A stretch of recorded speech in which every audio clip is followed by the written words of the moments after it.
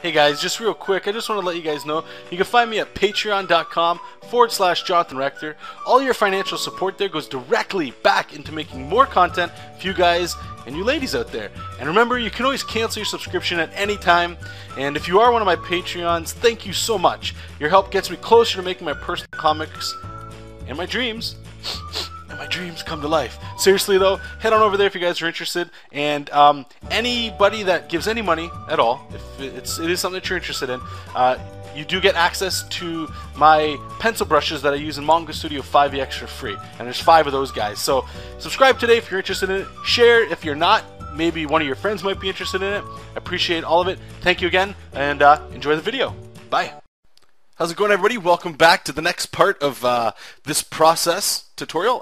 If you missed the first part, I'll include a little linky poo up at the top here, which you can click, and that will go through the thumbnails. So I heard back from the client and the editor as well. I didn't say that before, but the editor is Stephen Forbes, and I worked with him on the standard. Excellent guy. For those of you that don't work with editors, I highly recommend it if you got the cash there. I mean, they seem like they are the gravy that very few people actually work with in the independent community scene. There might be a publisher that they deal with, or like the guy that's running the show.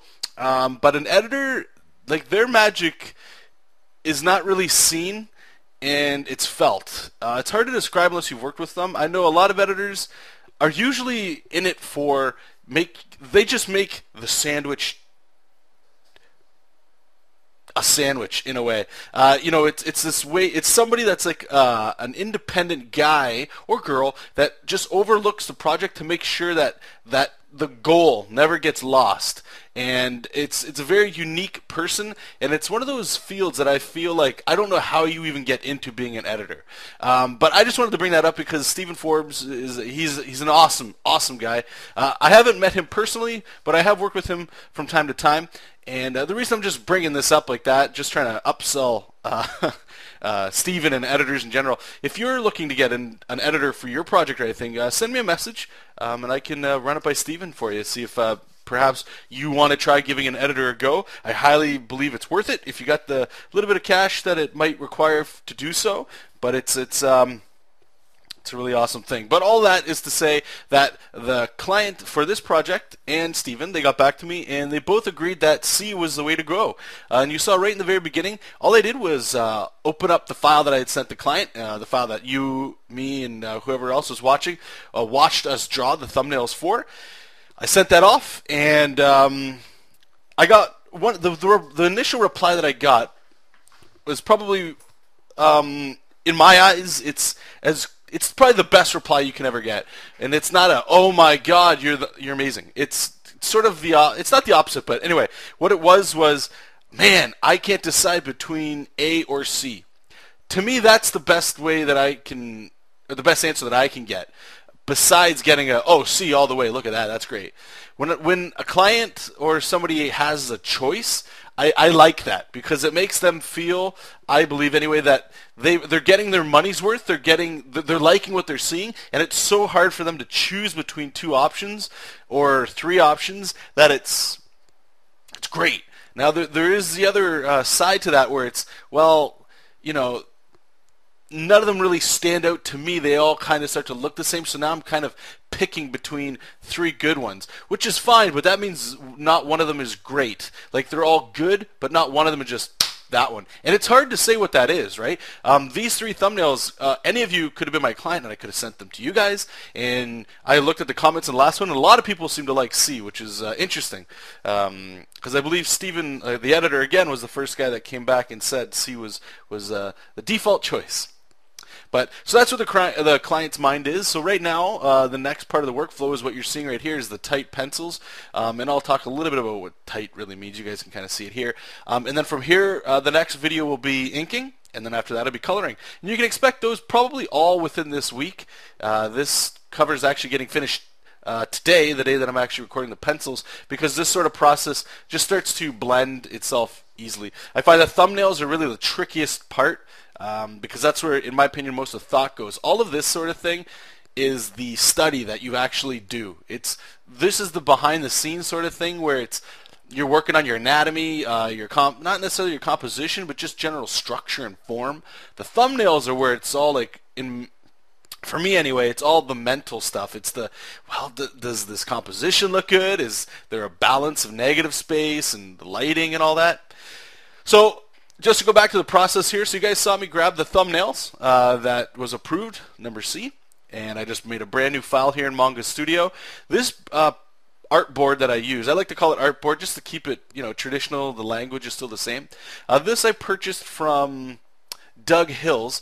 If you guys have looked at all on YouTube for Manga Studio 4 or 5 tutorials, I hope you came across Doug Hills. He's one of the leading guys, in my opinion, that's putting out quality content for these pieces of software, and I've used it as reference and things like that a bunch of times. But head over to his site if you're interested in it. I believe this comic board here was like under $3, if that, and I could have made it and stuff like that, but it's just easier. $3 isn't that much. I'm not trying to push his stuff. I just think it's a pretty good investment if you're in Manga Studio a lot and you don't really have the time necessarily to just set aside to make it.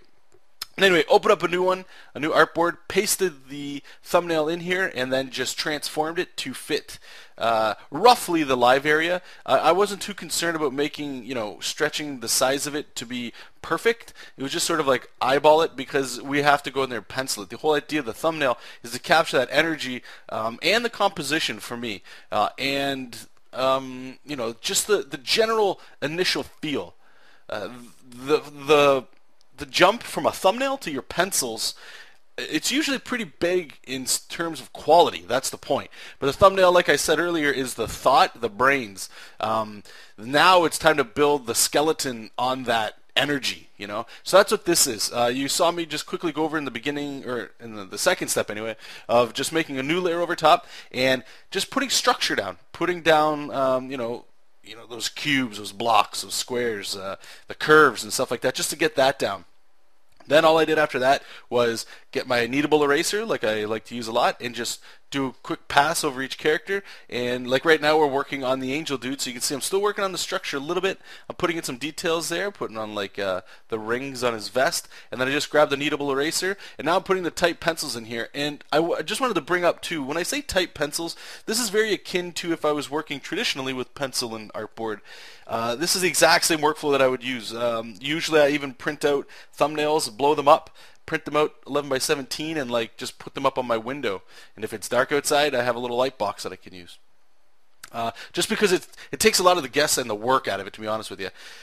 And you can see here too, even the type pencils, they're pretty sketchy. Like those lines, it's just to clean up the information that I keep building on, so that as it gets to the final stage, it's ready for inking, and that's where I can worry about the lines being, somewhat perfect. I don't like very smooth, perfect lines on art, unless usually females, they look better that way. I'm not quite sure why, but with male or just drawing in general, I don't really like that. I like that thin to thick, just chunky, that kind of shape. So things don't have to be necessarily perfect. I just need to understand where I'm going. Here, as you saw, I was turning off and on the layer so I can still see the thumbnail underneath to remember the light source that I was sort of going with. So I have all that information in there. And this, I'm actually going to draw probably after, because I'm watching the recording after the fact. And the wings are difficult, guys. I haven't drawn a lot of wings, and it shows here. So what I'm going to do is just a little bit more reference myself, just to see if I can get a better version of the wings. I did look up some reference while we were drawing here and while I was recording it, but something about it just I feel like there can be a little bit more happening here. So I guess that will be done afterwards. I would have done them here, but like I say, I was okay or content with where they're going, like right at this point. But it wasn't. I'm not 100% sold on it. I think there is a better way to draw them, at least with my current ability of doing so. And unfortunately, I won't be recording that. I'll just be doing that grunt work on my own. And then in the next video, like I say, I'm just going to take this. We're most likely just going to turn it to either blue or red lines, probably blue, and then just start inking like you guys have seen in our previous videos. And then we can also get to the coloring as well. So thank you guys so much for watching. Again, if you hadn't seen the original thumbnail version, you can click the link and go check that out. Thank you guys for watching. Keep reading comics, keep making comics, and I'll see you soon. Bye.